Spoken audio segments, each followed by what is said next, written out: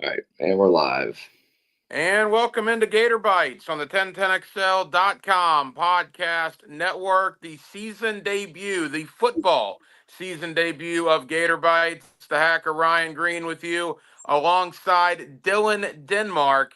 As always, Gator Bites brought to you by Southeast Orthopedic Specialists for the highest quality care. You can rely on Southeast Orthopedic Specialists for any orthopedic injury or concern. You can log on to their website, se-ortho for all the information. And we always appreciate Southeast Orthopedic Specialists bringing you Gator Bites. Denmark, good to be with you, man, as the Florida Gators get ready to kick off the 2025 season tomorrow night against Long Island University. Yeah, the preseason for the Gators starts tomorrow. This has the feel of like the old NFL preseason. We have 4 games, and that last preseason game where like none of the starters play for the other team. And right before the season's about to start, I know the season really starts tomorrow, but I don't know what much we're going to see from the Gators tomorrow. That's going to get us excited for USF and everything else down the road, but. Nonetheless, the season's here, and we got a lot of good games to talk about. Yeah, there's no doubt. And look, I mean, Florida, unlike years past where they started Utah, Miami, this is the fourth opener for Billy Napier. Obviously, this is the most lopsided opener, it appears. Quickly, you mentioned USF. 34-7 winners last night over Boise State. USF comes into the swamp a week from tomorrow. Attention grabber for you, what USF did to Boise State last night? I mean, yeah, it did a little bit, but I think a lot of people, the game started at 5:30, so I don't know how many people watched this game from the start of the jump. I mean, USF had 3 total yards at the end of the first quarter. They had about 120 at the end of the first half. They won the game. They forced 3 turnovers. USF had a fake punt that went 50 yards for a touchdown. They only had like 120 yards rushing, I think, and one of those was a 50-yard rush toward the end of the game once the game was already over. By the So, way, by Lachlan Hewitt, the St. Augustine quarterback from last year, threw that fake punt touchdown. So congrats to yeah, that young man. yeah, I saw our 1010 social media. They put that out there because I didn't even notice it. Because when you saw that fake punt, it was like that wasn't a punter's throw. That was a Right. rope, from way behind the line of scrimmage all the way down to the numbers down the right sideline. So worried, no. The quarterback can run, which is a worry. But um, am I worried that it'll be a game between us and USF and next week? I'm not. I'm not concerned. To put it that way. That'll be obviously a conversation for next week's edition of Gator Bites. All right. I don't know how much X's and O's we're going to break down when it comes to Long Island University. I figure since this is our season preview, we'll just kind of do a big picture. And the fact that Billy Napier is still here in year 4, right? I know that when we did podcasts on the Gator platform last year here on 1010XL, particularly in August and September, there was real question about Billy Napier's future, particularly after the opener against Miami. 2 weeks later, the loss to Texas A&M. To Napier's credit, keeping that team together to beat LSU, Ole Miss, Florida State, and to win the bowl game to finish 8-5. I thought he certainly deserved year 4. And now all of a sudden, Denmark, you look at it, and there's expectations on Florida coming into 2025. And there are some people, in fact, quite a few that we've had on Hacker After Dark that think Florida could be a potential dark horse playoff team. Yeah, Josh Pate's one of the guys I think that Florida's going to make the college football playoff. I saw someone else in the media that expects Florida to make it to the college football playoff. So the expectations are there. I think Florida is going to be right there in the bubble. I don't know where exactly. Obviously, it's going to be all dependent on DJ Lagway's health. If he can stay healthy, I don't see how Florida can't go at least 9-3. Obviously, everything has to go well around him as well. But the expectations are there. In the old college football, had this been 5 years ago, he would probably have been fired after that Texas A&M game, or not long after, probably that Tennessee game. But now with this NIL world that we're living in, you have to pay players and you have to have money set aside for the players. I mean, think about this, Hack. No SEC coach was fired last year. and not every SEC team had a great year. That goes to show you that we're living in a different world. And it's not going to be like that this year. So yeah, the expectations are there, and you're seeing anywhere between 7-5, 9-3 to shoot even maybe even 10-2 for Florida this year. Yeah, the schedule's hard. Obviously, we know Long Island, USF, and then the gauntlet begins at LSU, at Miami, Texas, Texas A&M, Georgia, Tennessee, Ole Miss. It's a brutal, brutal schedule. 1 week at a time, though, for Billy Napier in Florida. Long Island's the first game, and we will see DJ Lagway tomorrow. There was some question about that a few weeks ago. We heard about the lower leg injury. We knew there was a shoulder issue in the spring. You talk about the hamstring issue last year, injury prone. There was a conversation about that, but at the end of the day, Lagway, despite all the issues, hasn't missed a lot of game time. He will start against Long Island tomorrow. And we talk about expectations, Denmark, for Florida. There's certainly expectations for Lagway. And you know my stance on this. I'm rooting for DJ Lagway. I think he's going to be good. But at the end of the day, what's factual is 12 touchdowns, 9 interceptions last year.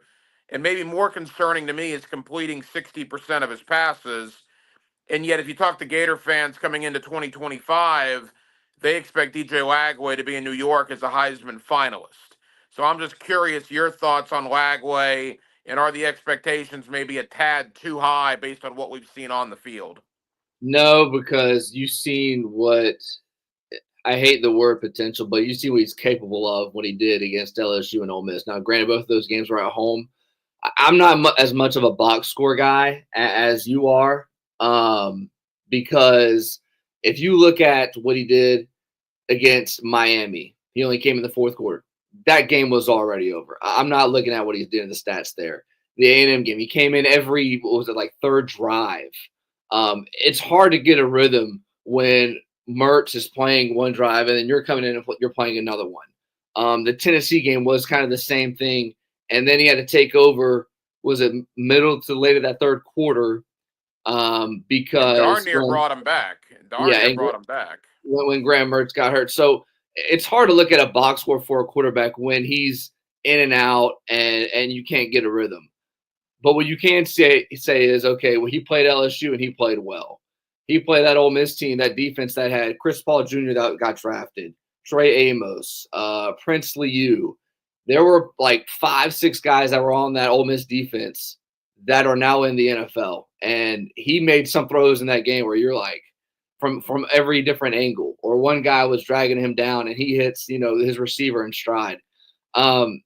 Yes, it's a fair point if you want to look at his box score from a year ago, but I'm not too worried about what he did from a year ago, and I don't think the expectations are too high this year. I mean, honestly, do you have to go back to Tebow?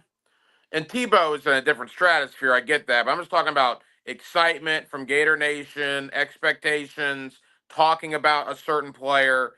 I mean, are we having to go back to Tebow to find this level of excitement for one single Florida player coming into a year?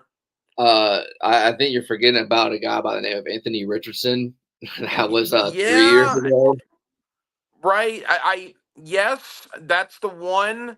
But I almost think, and maybe I'm a creature of recency bias, but we talked about Anthony Richardson a lot. Man, we've talked a lot about DJ Lagway this offseason, man. Yeah, we have. I mean, when AR took over, it wasn't this high, but it was almost like this. Just because we had seen a little bit from Mullen, we had seen his running ability, and you've seen a couple of his deep balls, but you didn't see, I guess, as much of a sample size as we did with Lagway a year ago, if that makes sense. Yeah, and look, a lot of conversation about Lagway. Obviously, Billy Napier.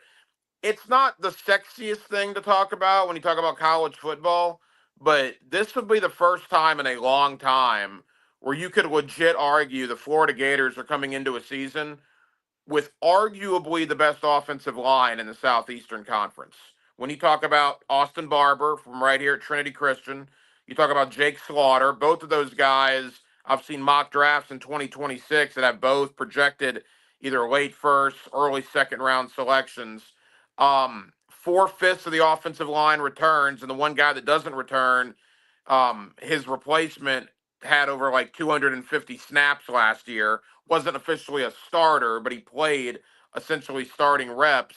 There is a ton of excitement about this offensive line, and if that offensive line gives DJ Lagway time, and then you combine Jaden Baugh and Jackson in the backfield with the young receivers, and even like Hayden Hansen and some of the tight ends that we haven't spent a lot of time about, I get the excitement about this Gator offense coming into the season.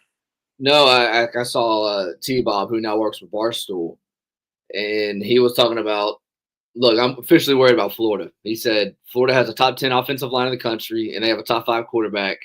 And, if Eugene Wilson, Dallas Wilson, and all those guys on the outside can be relatively healthy, you have unlimited speed on the outside, and we know what this running back room is capable of. So if you look at all those in totality, this is probably, I know you just asked about the offense. This is the most talented roster that Florida's had in like over 10 years. And when you look at it from that standpoint, it's hard not to sit there and get excited about what this team is capable of doing. Now, everybody's going to look at the schedule, but, like Steve Spurrier always used to say, those guys have to play us too. A&M has to play us. Tennessee has to play us. Florida State, Texas, and so on. So, and Napier got tired of that at SEC Media Day. He didn't say it, but you got the notion that he was like, yes, we're aware of our schedule. We played this schedule last year, and that was why he, started saying spot the ball. With Dylan Denmark, the hacker Ryan Green with you, the Gator Bites podcast, the football season debut of the Gator Bites podcast. We'll be here every Friday morning previewing Florida football on the 1010XL social media platforms. As always, we're presented by Southeast Orthopedic Specialist for the highest quality care. You can rely on Southeast Orthopedic Specialist for any orthopedic injury or concern. You can also check out the good doctor Kevin Murphy Thursday mornings on The Drill with Jeff and Dan for his latest analysis of injuries in the world of sports. To the defensive side of the ball, we mentioned Barber and Slaughter. Well, Tyreek Sapp and Caleb Banks would also be in the NFL right now and would have been reasonably high draft picks had they decided not to come back. I know Banks is probably not going to play tomorrow, is at least my understanding. And why would you play Banks tomorrow? You want to get everybody as healthy as they can for either USF or certainly LSU. But big picture, Sapp and Banks. George Gums is back, the flag planter from Doak Campbell Stadium. I know Gator fans love him. LJ McCray coming into his sophomore year. I've heard rave reviews about Jaden Woods, one of the newcomers down in Gainesville. People seem to love Jaden Woods. There is maybe a little concern, Denmark, about the depth on the interior defensive line. Of course, Cameron Jackson's gone, Desmond Watson's gone. But by and large, as a whole, if you focus on the front 4 or even the front 7, if you want to include the linebackers, there is reason to be very, very optimistic for that Gator defense. Yeah, and one of the reasons why Florida, and a part of it was the secondary too, why they started so terrible in the month of September, and then why they got so good in November was mainly that front 4 and how they were able to get pressure at the quarterback consistently and, not give up big runs a lot like they did against A&M and against Miami. I've seen a couple mock drafts for next year, and they have, 2 of the defensive linemen, Sapp and Gums, both projected possibly even in the first round next year. So I'm sorry, not Gums, Banks and Sapp. Yeah. So, that's just projection and, just looking at it right now. And then also, too, you look in the secondary, Aaron Gates, who got hurt late in the year. He's projected to be, on par to be playing this season. And he's making good recovery. So that's good. A lot of excitement about Kermani McClain too has gotten a lot of excitement this spring and summer. Yeah, he number 1 corner a couple of years ago, went to Colorado. They came to Florida last year, played a little bit, got the pick 6 against Kentucky. And everybody expects him to be like, you're hearing a lot of noise coming out of camp that he's good. So, yeah, Florida, it's good. I like that they have LIU to start tomorrow, and then USF as a tune-up, before you really hit the ground running, because like Florida's had the last couple of years. They haven't had some of the best starts, and then then it feels like you're playing from behind the eight ball. Now, granted, that was Florida in the 14 playoff. Now this is 12, but still, it's nice to get a couple tune-ups before you start hitting the ground running. I want to look at some other games, and we'll obviously end with our thoughts about LIU, but quickly in the hierarchy of the SEC. And again, the only team we've seen is Missouri. They played last night, and they played a 1AA opponent that just was way Central overmatched. Arkansas. Yeah, I was like 61-0. That's what I saw, Well, and I was like, oh, so geez. what was ridiculous was it was 61-0. There's 30 seconds left. Central Arkansas calls timeout, and then Missouri calls timeout so they can conserve the shutout, and then they still scored a touchdown. Craziness. So, all right. I mean, going into the year, everybody loves Texas, right? I think everybody loves Georgia, although Georgia, for their standards, might be a little under the radar. People were talking up Alabama and LSU, and then there seems to be an opening in maybe that 5 or 6 spot.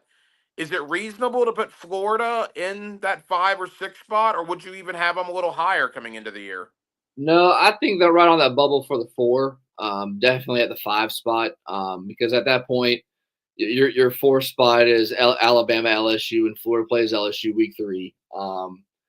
And we'll see what Alabama's like with the new quarterback Ty Simpson, and they got a couple of injuries going into week 1.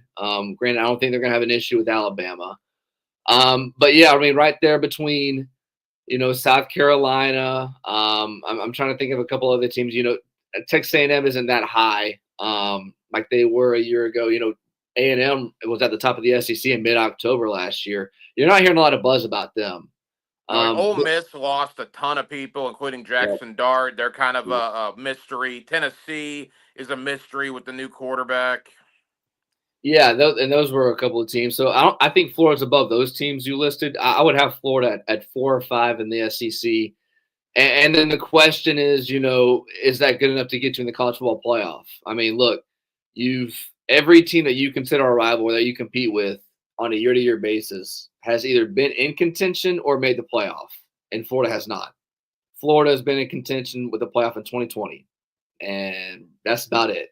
Mm-hmm. So that's where, if I'm a Florida fan, that's where I'm looking, because Tennessee made it a year ago. Florida State has been undefeated. Florida State made it.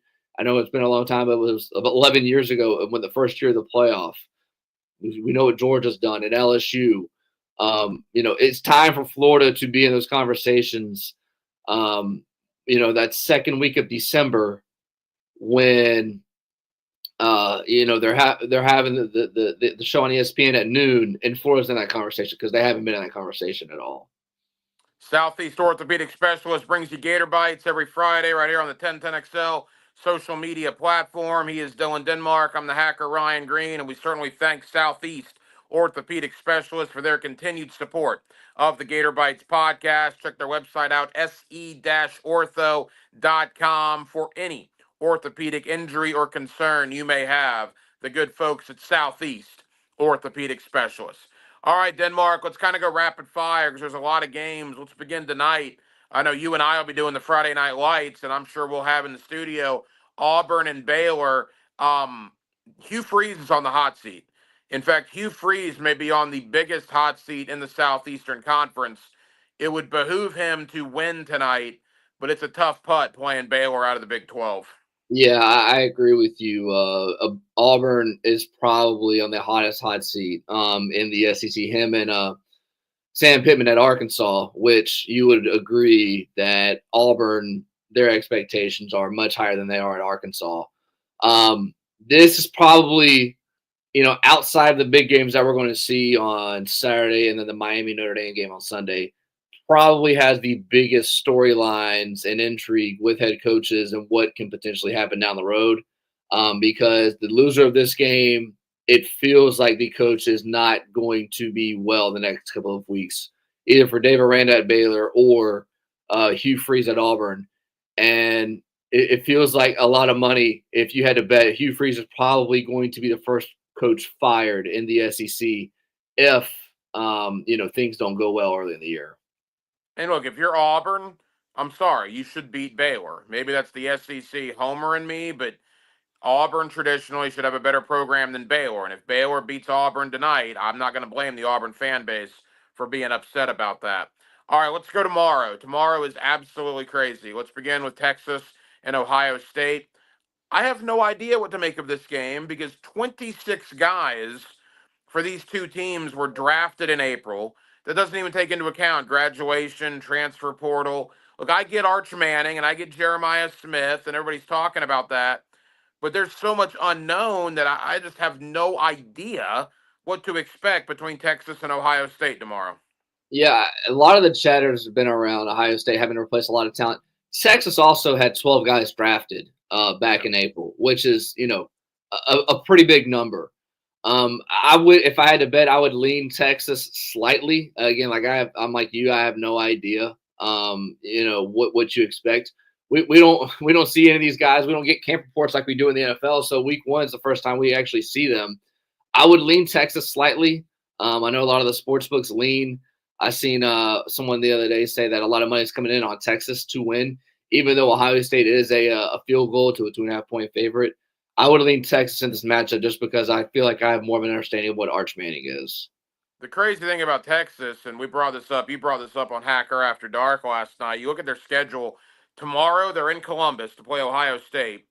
They come to Gainesville to play Florida in the Swamp, and then they have to go between the hedges to play Georgia and Athens.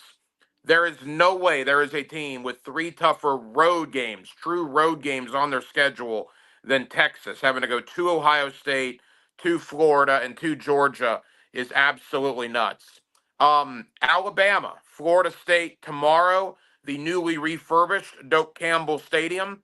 Of course, Thomas Castellanos wanted everybody to know earlier this summer that Alabama does not have Nick Saban to save them and that Alabama won't be able to stop him. Well, we're going to find out at 3:30 tomorrow afternoon in the state capitol. What do you think between the Crimson Tide and the Seminoles?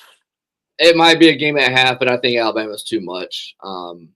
Mike Norvell shut down the media to all their practices, so you already get limited information. Now you basically don't have a lot of information. Castellanos, around most fans would have the belief that at BC last year he beat Florida State, and then halfway through the year he quit on the team, and now Florida State's like, okay, now we got our guy, and they hired Gus Malzahn as an OC who, I mean, it's been 10, 12 years since he's had, an Auburn program rolling and an offense rolling.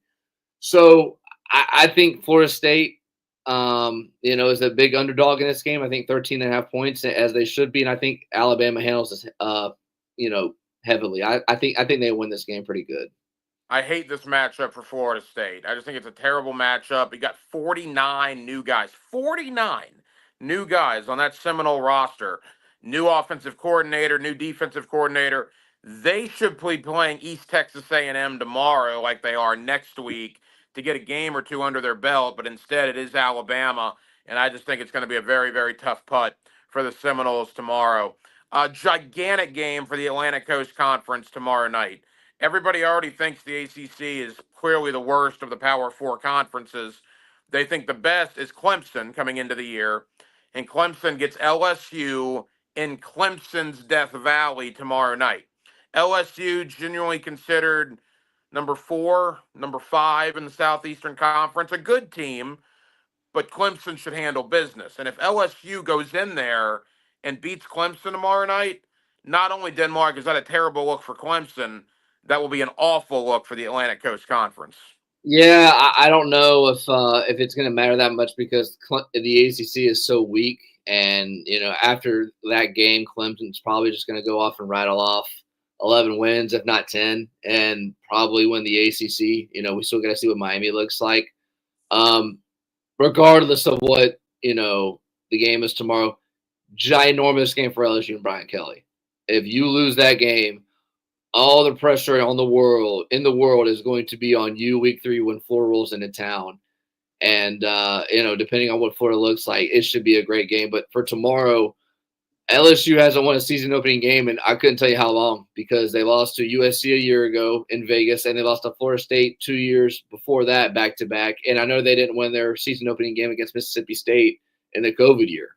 I think you got to So go back to 2019, which is crazy to think about. yeah, the year when they had Joe Burrow and all those guys when they won the title, which is that's crazy. So all the pressure's on Brian Kelly, and I think LSU is going to be a good team. I think they'll be the third best team in the SEC this year. But you can't have a slow start, man. Like, and I think Clemson's going to win tomorrow just because they're at home.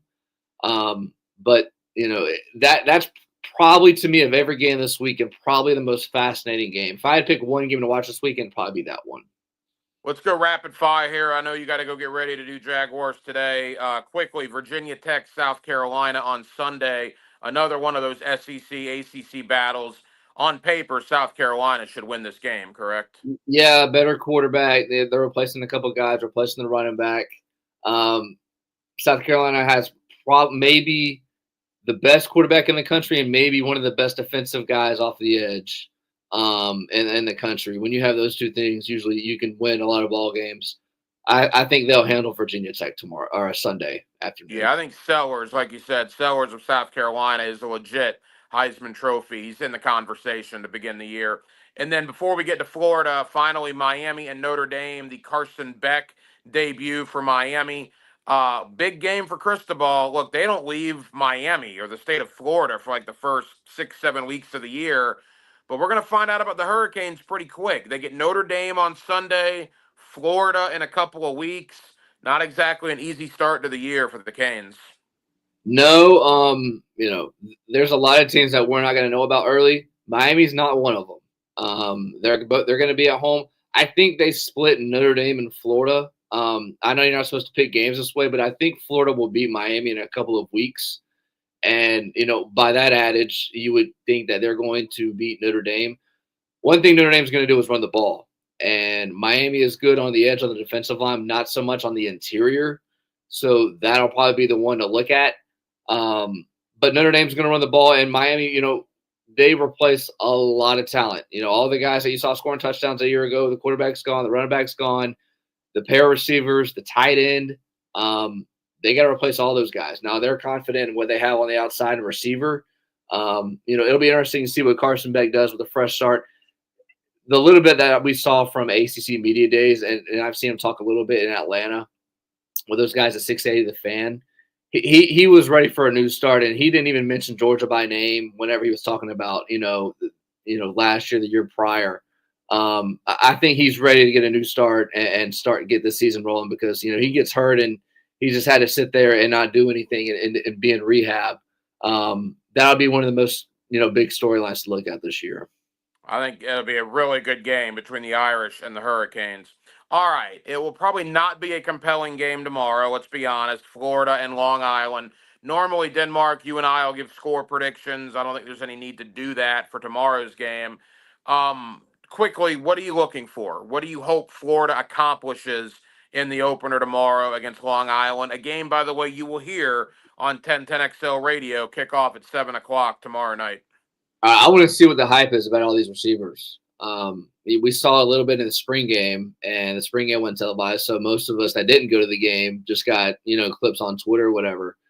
I want to see what Eugene Wilson and Dallas Wilson and Aiden Mizell, and you can throw a couple other names in there. What those Darnell guys, Brown, Nashawn Montgomery, yeah, the two freshmen. I want to see what those guys can do with DJ Lagway being on the field at the same time. I'm not expecting it tomorrow, but is Napier going to have a 4 receiver set? Because usually, you have the tight end in there, which means you got 3 receivers on the field at one time. I wonder, that's the one thing I'm looking at because Florida's going to dominate line of scrimmage and Florida should dominate defensively. The receivers I'm most looking forward to tomorrow. I think Florida obviously names their score. I would be shocked if any of the name guys, Lagway, et cetera, are playing in the second half. If Lagway's playing in the middle of the third quarter, something has gone horribly wrong tomorrow because no offense to Long Island University, they're a middle of the pack FCS team. And keep in mind, this is a replacement. This was supposed to be FAMU. FAMU backed out for whatever reason. Florida had to scramble to find somebody, and they found the Sharks of Long Island University. And again, you'll hear it right here, 1010XL Radio, 7 o'clock tomorrow night. He is Dylan Denmark. I'm the hacker, Ryan Green. Denmark, we are off and running. Enjoy the Gator game tomorrow, and we invite people tonight to tune in to me and you. We'll be under the Friday Night Lights breaking down all the high school action beginning about 9:30 this evening. Yeah, there's a lot of good games. There was a lot of good games last week, week one. I'm excited. High school football is the best form of football.